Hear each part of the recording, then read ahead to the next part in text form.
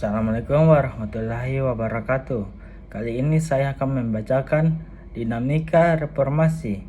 Dinamika reformasi mengacu pada perubahan dan pergerakan dalam sistem politik, ekonomi, dan sosial suatu negara.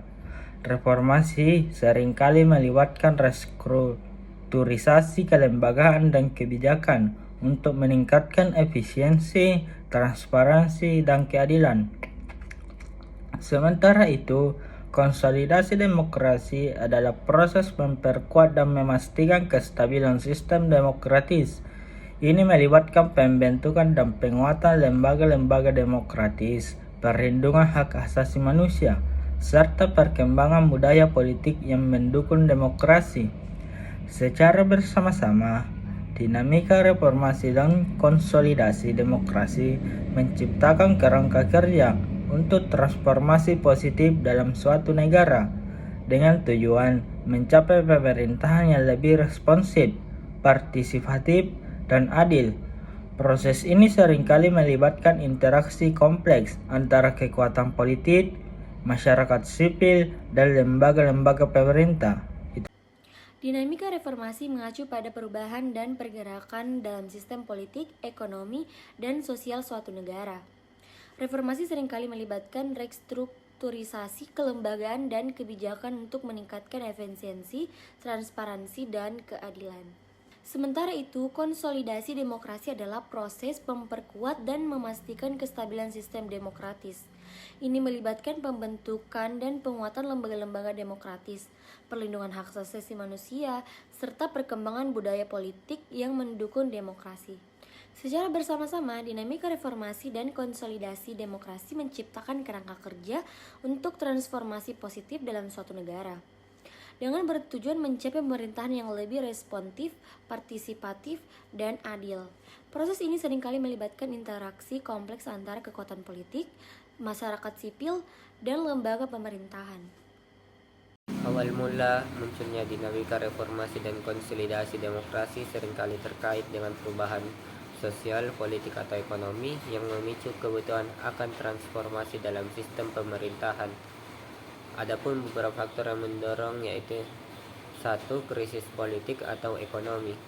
Kondisi ekonomi yang buruk atau ketidakpuasan terhadap pemerintah yang otoriter dan krisis politik dapat menjadi pemicu utama munculnya dinamika reformasi. Tuntunan hak asasi manusia, gerakan hak asasi manusia, dan tuntunan akan keadilan sering memainkan peran kunci dalam mendorong reformasi. 3. Perubahan sosial. Perubahan dalam tatanan sosial seperti peningkatan pendidikan dan kesadaran masyarakat dapat menciptakan tuntunan untuk perubahan politik. 4. Pentingnya demokrasi. Kesadaran yang akan nilai-nilai demokrasi dan tuntunan akan partisipasi politik yang lebih besar dapat memotivasi gerakan reformasi. 5. Inspirasi dalam gerakan internasional. Adanya gerakan demokrasi di negara-negara lain atau dukungan internasional untuk nilai-nilai demokrasi dapat memotivasi munculnya dinamika reformasi. 6. Tindakan masyarakat sipil dan media. Peran masyarakat sipil dan media dapat mengungkap ketidakadilan atau korupsi dapat menciptakan tekanan untuk perubahan. Perubahan ini seringkali melibatkan serangkaian peristiwa dan gerakan yang menyebabkan transformasi politik dan pembentukan atau penguatan institusi demokrasi. Contoh nyata termasuk revolusi Orange di Ukraina, protes rakyat di Indonesia pada tahun 1998, atau gerakan Arab Spring di beberapa negara Timur Tengah. Assalamualaikum warahmatullahi wabarakatuh. Perkenalkan, saya Muhammad dari kelompok 2 ingin membacakan materi yang saya bawakan adalah dinamika reformasi dan konsolidasi demokrasi memiliki beberapa fungsi penting dalam konteks pembangunan negara.